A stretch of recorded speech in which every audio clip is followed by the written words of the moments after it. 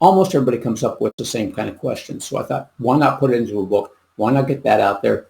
People can look at that. They can read through that. I think you can figure out pretty quick, if franchising may be the path for you or it may not be the path for you. Hello there and welcome back to the My Future Business Show. My name's Rick Nuske. I'm your host. It's wonderful to be with you. It is always wonderful to be with you, just as it is to read your feedback, learn a little bit about what you're thinking of the show. And what's important to me is knowing that the show is making a difference for you. So keep that feedback coming through. Now on today's show, I have the pleasure of welcoming best-selling author and master franchise consultant, Mr. Greg Mohr. Welcome to the show, Greg. Thank you for having me, Rick. I appreciate it. Absolutely a pleasure to have you here today, Greg. Now, you and we're going to be talking about the ins and outs of franchising and how you can run your own successful franchise business without making common franchising mistakes. But before we do that and before we shift into the core of the call, Greg, where are you calling in from today? Licking, Missouri. Out in the Ozarks. Is that been home for you for a long time or? Oh, just about 3 years now. I used to lived in Texas for about 20 years. Now, why was it that you've moved to where you are now, Greg? Well, Texas is kind of warm and toasty. So we had like 2 seasons there, warm and hot. And most of it was hot. So we decided it was time for a change. So we moved up in altitude a little bit, moved into a forest where it rains quite often and it stays a little bit cooler than it does in Texas. Yeah, wonderful. Thank you for the feedback. Tell me, what do you enjoy doing there? Do you enjoy going for walks in the cool weather? We go for walks in our forest and we do a lot of gardening. We have a lot of berry bushes, we have fruit trees, and we also raise our own chickens and we have our own bees. Bees, very important topic. We can touch on that, absolutely. Now, I know one thing, it can be quite therapeutic, I guess, spending time in the garden. How does it make you feel and how important is that, I guess, that solitude sometimes?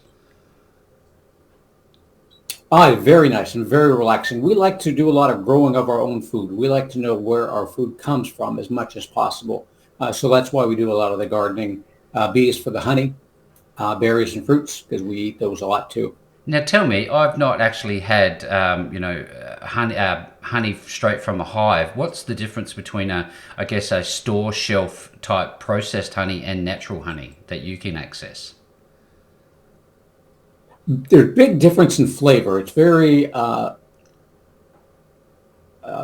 of a natural flavor on that, where they're feeding off of the flowers that you grow. So we grow a lot of flowers specific for the bees, sweet clover, buckwheat, and that'll change what the honey will actually taste like. The buckwheat will give it a little bit darker, a little bit sweeter flavoring to it, and the sweet clover provides a nice sweet flavor to it as well. So it's really a pretty big difference then between the two. The same thing goes with chicken and their eggs. Having fresh chicken eggs, there's a huge difference in having store-bought chicken eggs. You can really taste the difference between the eggs and the honey as well. Yeah, you wouldn't notice that. You wouldn't know that if you didn't know that. But tell me also, I know that there's a significant, bees are very significant in the big scale of things. Tell me why they're so important. Having the bees around, Yes. because they pollinate just about everything on there. So we get a lot of people that grow crops around here. So definitely with 4 beehives, it helps them keeps their crops pollinated. And it does the same thing for ours, for our fruit trees and our berry bushes. That gives us a very good crop that way, because that way everything gets pollinated on a regular basis. So it produces a whole lot more fruit and berries for us. Now tell me, you obviously you're cooking your own foods. What's the thing that you enjoy putting together the most? What's your favorite foods? We do a lot. Yeah, we do a lot of our own different kinds of food. So we also, we go out deer hunting and we get our own deer. So Oh we yeah. use our own meat for that, and then our own fresh vegetables as well. Yep, we do that as well. And so a few turkey now and then also that are out there. And the flavor is just so much better. So I do a lot of meals with that, make a lot of meals ahead of time. And we like our desserts too. Yeah. So I have a lot of fruit flavored desserts that Oh, that look. I go through, and I love doing desserts. I'm getting hungry just thinking about this. Do you enjoy doing anything else? Do you like getting out and socializing or going out for meals or movies? What's your thing? No, actually, we're kind of away from most of civilization. The town that's close to us, it's about 5 miles away, has about 3,000 people, so there's not a lot to do there. And we sit on a pretty large chunk of land, and we have a lake out front there. So we do some fishing out there as well on that, and we've got 5 dogs, 2 cats. So I take the dogs out into the forest. We go for walks, picking berries, finding different plants, identifying all the different plants and animals that are out there. That's my days. We're just relaxing with the dogs, go for about 5 walks a day, and then just helping people get into business for themselves. Yeah, wow, that's wonderful feedback. Now, given that we're going to be talking about helping people get into business for themselves, I know that in your early days you started out as a restaurant manager. I'd love to learn a bit more about your professional background. I wonder if you can share a little bit. Absolutely, Rick. So I got started off at Taco Bell back in high school. A lot of people start off in the fast food industry. Oh, yes. Mine just happened to be a Taco Bell. And amazingly enough, the Taco Bell that I worked for was, and unbeknownst to myself, was run by or owned by a master franchisor who owned about, I think, 50 different Taco Bells throughout the Woodland, California and Sacramento, California area. So that was actually my first foray into franchising. So I did Taco Bells for a while, just did the usual customer service when I first started in high school, moved up to management, managed quite a few of her restaurants throughout the Sacramento area, helping her build sales in those. Then I moved on to another restaurant company called Lions Restaurant, kind of like an upscale Denny's. Did that. So in the restaurant industry for about 15 years. Got bored with that. I went to college, got a degree in electrical engineering and physics. Went to work for Motorola Semiconductor as a microelectronic circuit engineer. Did that for about 15 years. Got a master's degree in business, management information systems. Started reading Robert Kiyosaki's books, Rich Dad, Poor Dad, Oh, and that yes. kind of ruined my corporate career for me. Yeah, then I knew there had to be something better to do. And that's then what got me started in looking at what I could do. So while I was being an engineer, another engineering friend and myself, we owned dry cleaners that had several drop-off locations. We owned some storage units, and then I owned some rental properties at the same time. So I was doing the semi-passive work, working my day job and running these businesses on the side while I was doing that. But I felt that it was not quite enough, that I had to do something different, get out of that corporate world, getting tired of, showing up at 7 and leaving at 5 every day.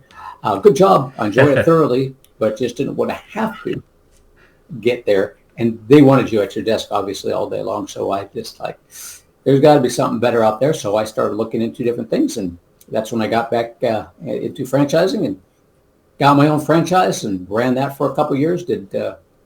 Was a Schooley Mitchell telecommunications consulting franchise. The guy that ran it was just absolutely outstanding individual, Dennis Schooley. He gave me a real good feel for franchising and how they train you, how they help you grow.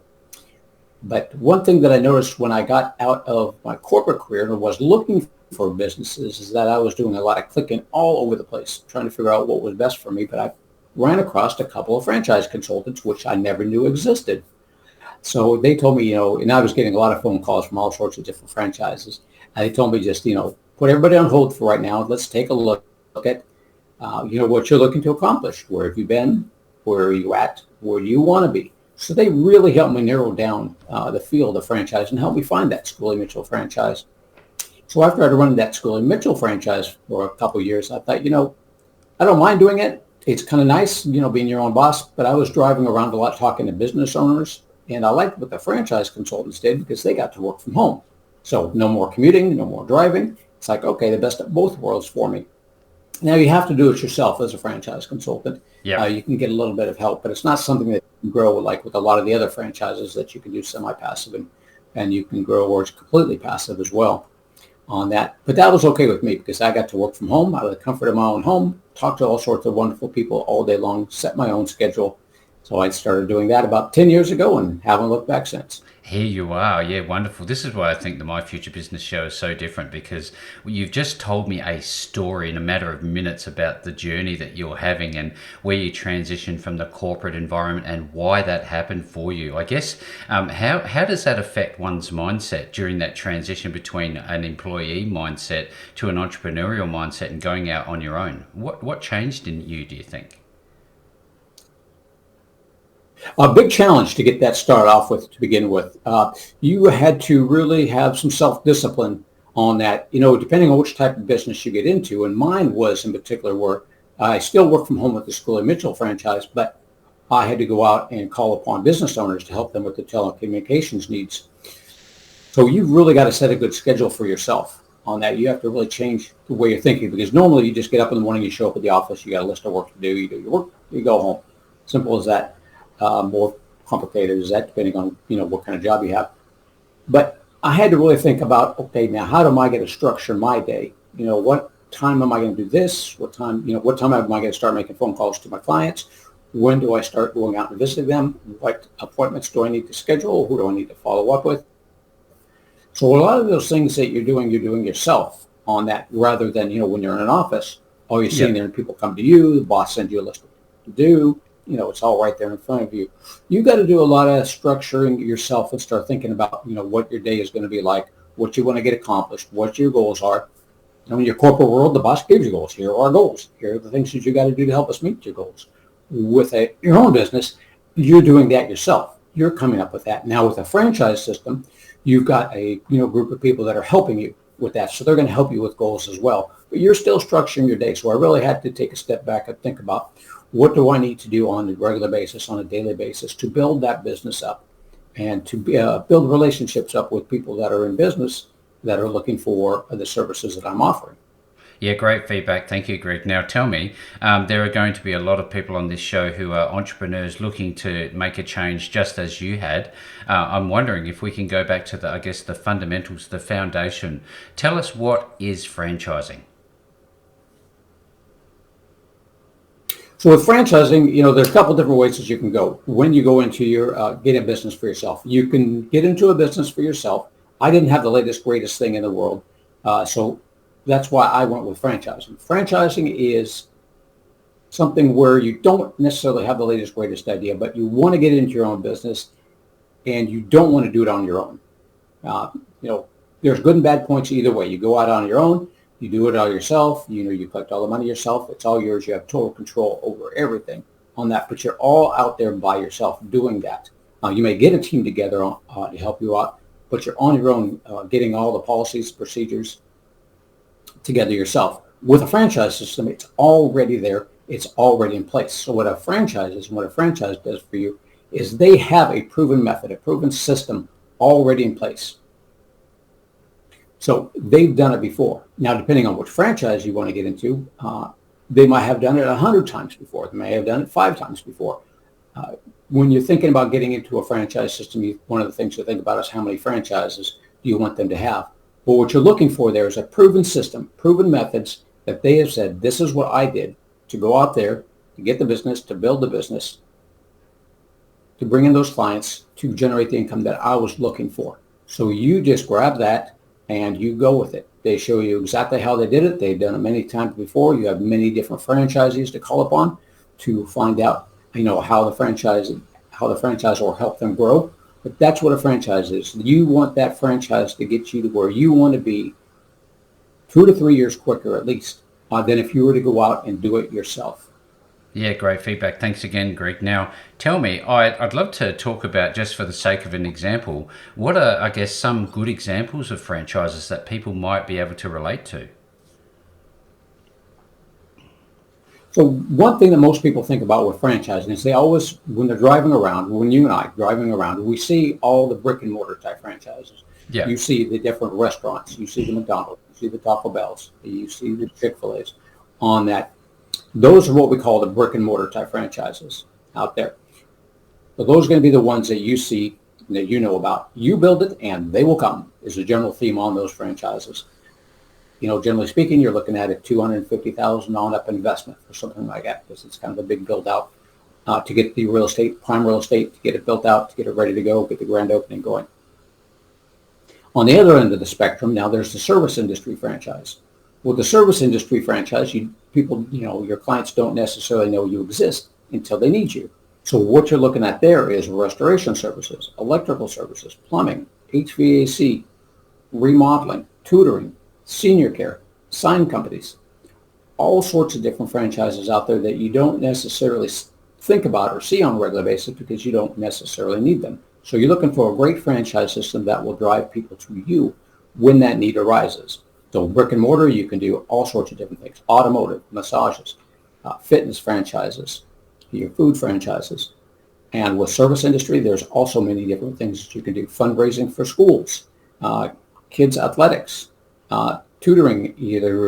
Tutoring can be in a classroom type environment where you have a small brick and mortar, you have a small office, or it can be one-on-one tutoring on that. Senior care, big thing here in the United States. Great business. Everybody's getting older. Mom and dad need a little help around the house. All you need is a small office. You send caregivers out into people's homes. Well, many different types of franchises. Just about any industry that you can think of probably has a franchise associated with it.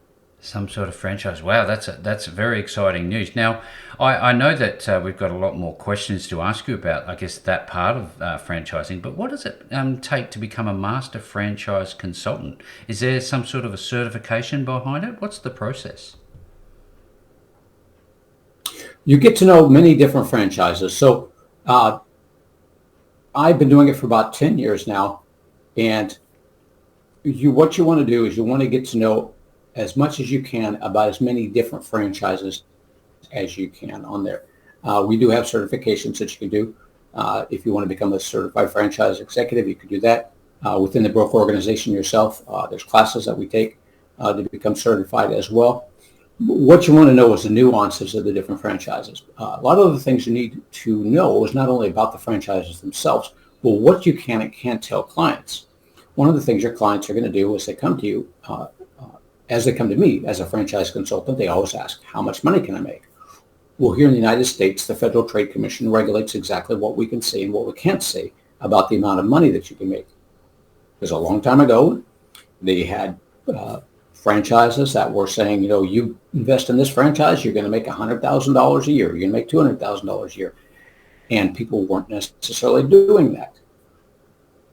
And so the Federal Trade Commission stepped in and said, there are certain rules and regulations, certain things that you can say. So as a franchise consultant, and as you get certified as a franchise consultant, you've got to know what is legal to say and what is not legal to say. So not only do you need to know the different franchises, but you need to know what you can say about the franchises and what you can't. Everybody wants to make money. Biggest question out there.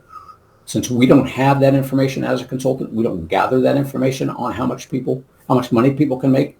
We are not allowed to say that. In franchises themselves, if you're looking to do a franchise, they'll have to have that in what they call their franchise disclosure documents. They'll have to have the amount of money that they collect from their franchisees so that they know exactly how much money their franchisees are making, and they'll have that in what's called their item number 20 financial disclosures in their franchise disclosure documents.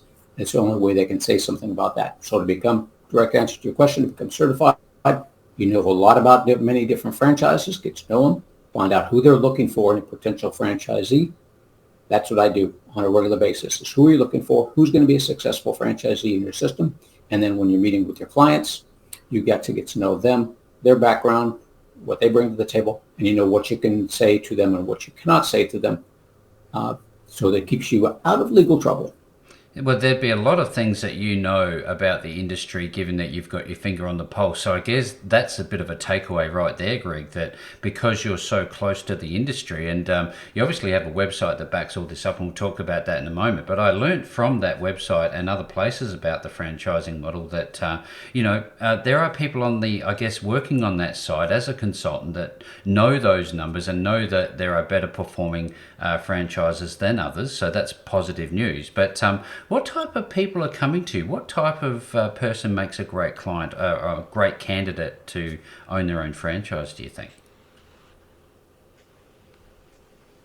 People that have a desire for a change in their life on that. Most of my people, I would say, or probably a little over half my people are investors.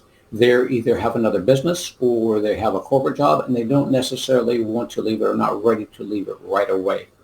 Uh, Generally speaking, most of them have had some experience managing other people before. Not all of them, you don't have to. Not necessary, franchise will teach you, but quite a few of them had. But the main thing that everybody has is a desire to improve their future. They're looking at it. It's not quite where they want to be. And that could be, making more money, or that could also be more time with family. They see that, like I did, spending too much time at the job, they don't get the time that they need with their family. So when I say, what does wealth mean to you?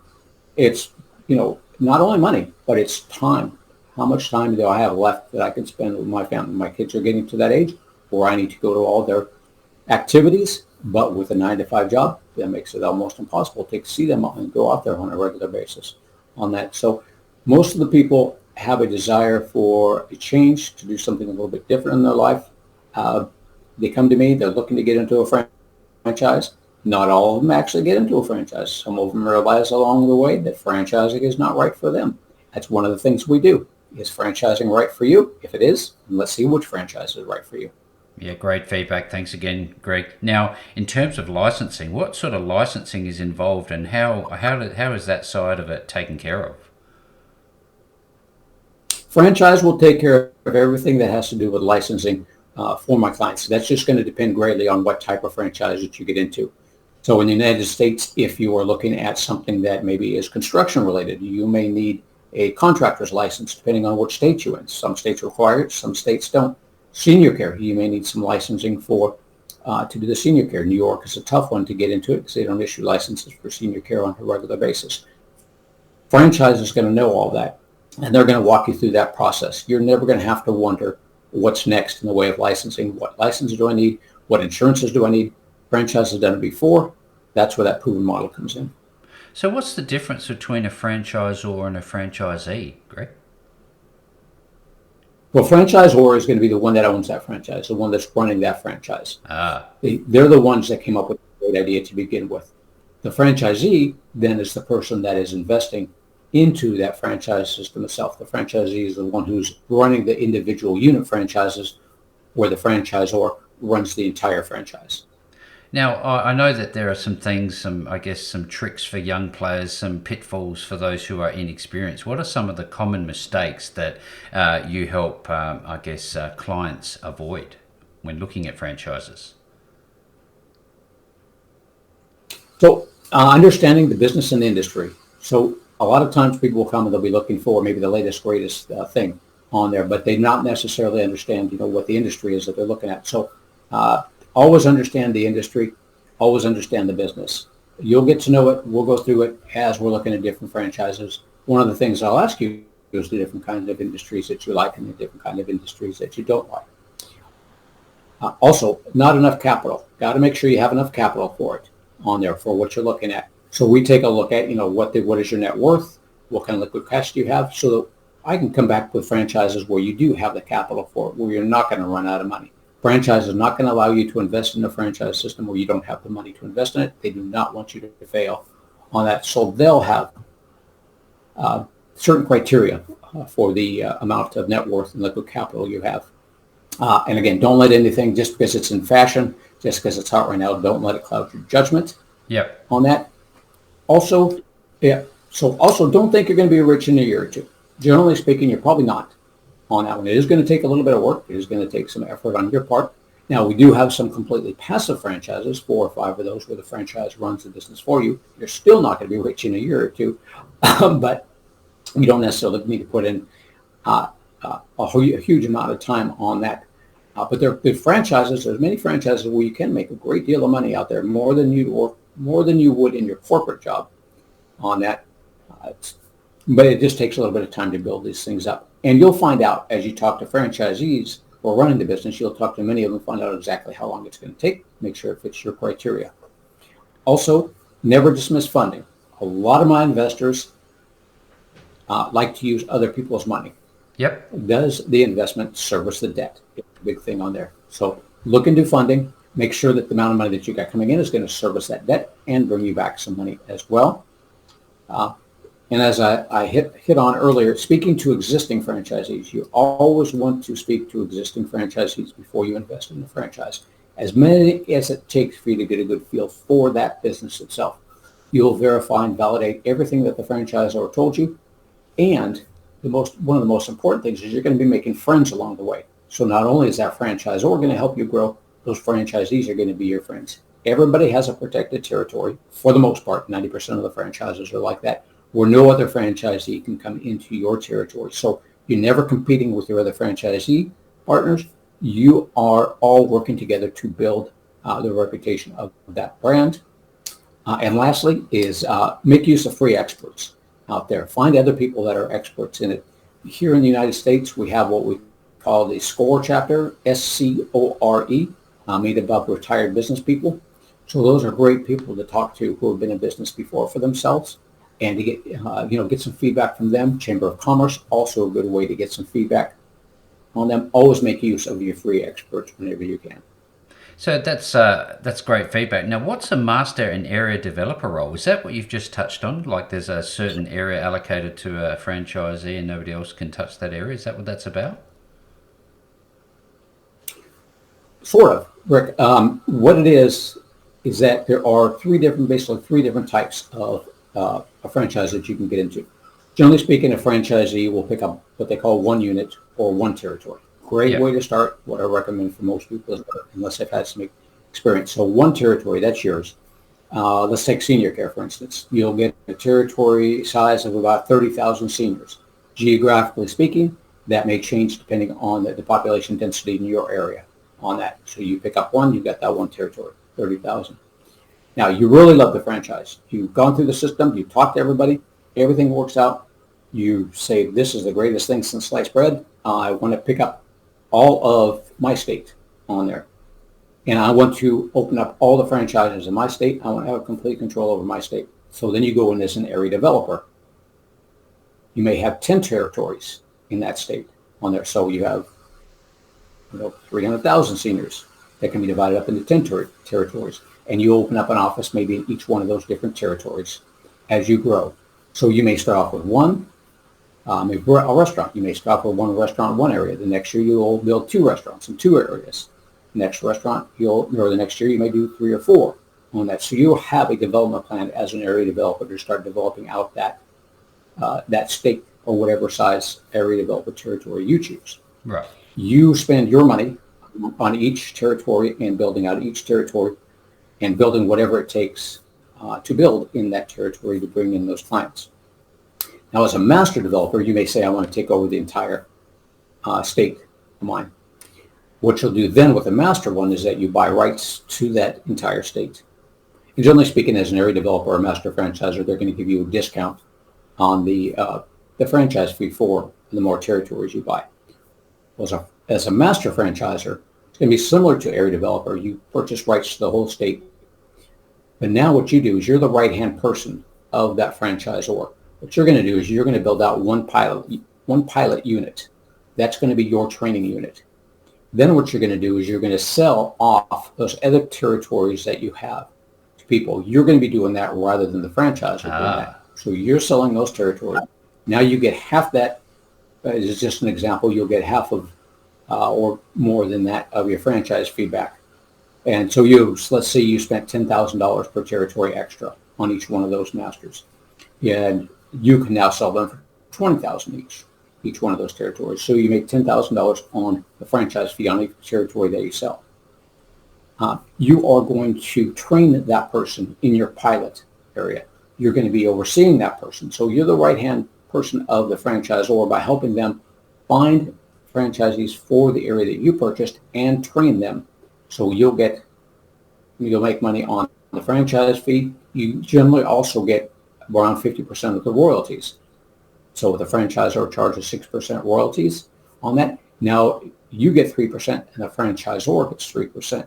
It's a great way to build an annuity over long term, because you got that pilot unit, you did the training, you sell those units. Now all those units are yours. Now you're making a little bit of money off each one, but you're not putting your money into developing each one of those different territories as you were with the area developer. You're letting somebody else do that, and you're gaining part of the profit that the franchisor was normally would have had the whole, all the royalties on. You're getting half that. So they generally want somebody with a little bit more experience when they're doing something like that. Yeah. But it's a really good way to build wealth on that, because once you've got everybody there and you've got everybody trained, then you kick back and you don't really have much to do except meet with them, once every few months or once a year to see how things are going.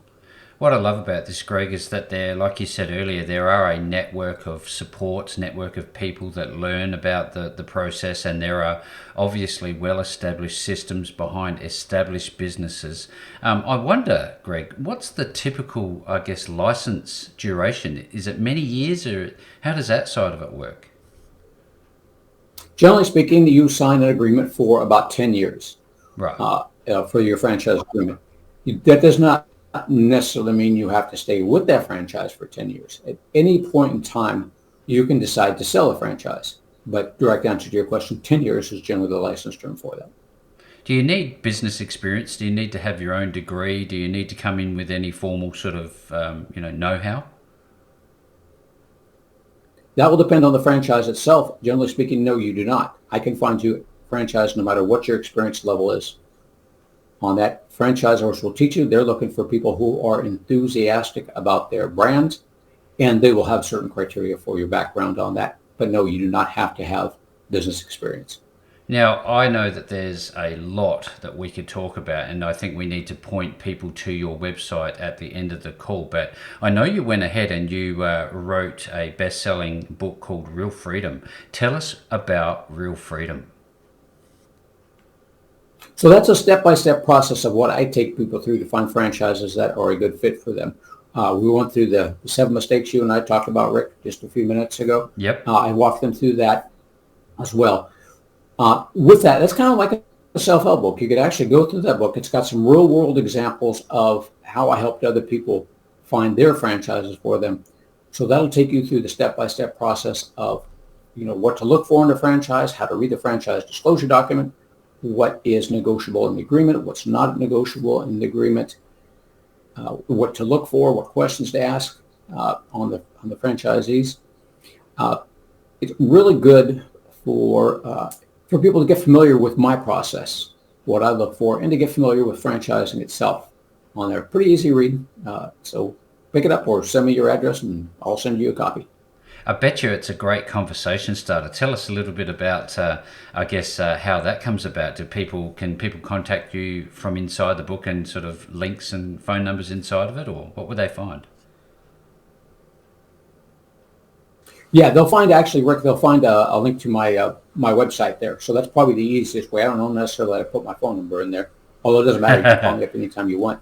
But it's a link to my website, and it references my website because a lot of the information that's in the book, like the 7 mistakes, questions for franchisors and franchisees, the master franchise plan, all that information is then on my website. So it just links everything back to my website on that. So it's a good way. Yeah, it is a good conversation starter. I usually send a copy to everybody that I work, or I'll always send a copy to everybody that I work with. Yep. That's looking into franchising on there. But there's, it answers many of the questions that people always have on franchising. After 10 years of doing this, almost everybody comes up with almost the same kind of questions. So I thought, why not put it into a book? Why not get that out there? People can look at that. They can read through that. And I think you can figure out pretty quick, if franchising may be the path for you or it may not be the path for you after going through that book. So do you recommend that somebody grabs a copy of this book if they're brand new to franchising first? Absolutely. Absolutely. If you're just thinking about franchising, don't know anything about it, want to learn something about franchising, learn some of the ins and outs, franchising, pick it up. It's a good book, real quick read. I don't think it's more than a couple hundred pages or something like that. Real good read. It gets really in-depth into the different things so that you can get a good feel for what franchising is all about. Get straight to the point quickly. Now tell me, what's the onboarding? Somebody new comes to you, they've read your book, Greg, and they're excited and they want to talk to somebody directly. What is the process and how do they connect with you? They connect with me by going to my website, franchisemaven.com. Email me at greg@franchisemaven.com. Maven is M-A-V as in Victor, E-N. On that one, call me, 361-772-6401. Either way, first step in the process, we're going to get on the phone together and you're going to ask me anything you want about myself or about franchising. I want you to get to know me. I want you to feel comfortable with me. Find out if you like me enough to move on to the next step. It basically is what that is. And just asking if you can. What I'm going to do at that point in time, after we get through with that phone call, is I'm going to send you out a questionnaire to fill out. Give me some background on yourself. Tell me about yourself. Brag about yourself. I'm going to send out a couple of other sheets, a matrix of business types on that. Our due diligence process, what we will go through to not only find franchises that are a good fit, but then how I'm going to take you through the investigation process of the franchise. You're going to get that questionnaire back to me. The next phone call is we are going to talk about you. The next call is all about you. Half hour, 2 hours, whatever it takes. We're going to go through the questionnaire. We're going to go through the matrix of business types. We're going to get to know where have you been, where are you at now, where do you want to be 5 to 10 years from now. Whatever your goal is, whatever your plan is, I will find franchises that will match your goal, your plan, your criteria. So after we get through with that call, I've asked you a bazillion questions. You've gone through the questionnaire. We got to know each other. Then I get off the phone, and then that's where I come in and I start looking at franchises that fit your goals, your criteria, and those franchisors are looking for people like you. And that's where I do the matchup. Franchisors are looking for people like you. You're looking for that type of franchise. I do the matchup. I come back to you with 5 or 10 different opportunities on that. Usually just send you out my one-sheeters on each to begin with. Let you kind of get familiar with them, look them over. We will get back on the phone after that. We'll go through each one of those franchises, and we'll narrow that down to probably 2 or 3 different franchises that you are feeling good about, that you look at that and you say, yeah, I could picture myself doing that on there. At that point, then we start the franchise investigation process. I introduce you to the franchises. You start meeting with them on a regular basis. Then you and I will get together once every 7 to 10 days. And we'll go through that entire process of investigating that franchise until you decide which franchise is right for you, or if you decide franchising is not right for you. In either outcome, there is something for everybody in this journey. Now, what I really take away from this, Greg, is that it's wonderful knowing that people like yourself are there, ready and waiting to help those who want to make a change in their life. And if that's you and you're on this call today and you want to make that change, reach out to Greg at franchisemaven.com. Follow the process steps that we've just spoken about. Get a copy of his wonderful book, Real Freedom. And with all that being said, Greg, wonderful call. Thank you so very much for joining me on the My Future Business show today.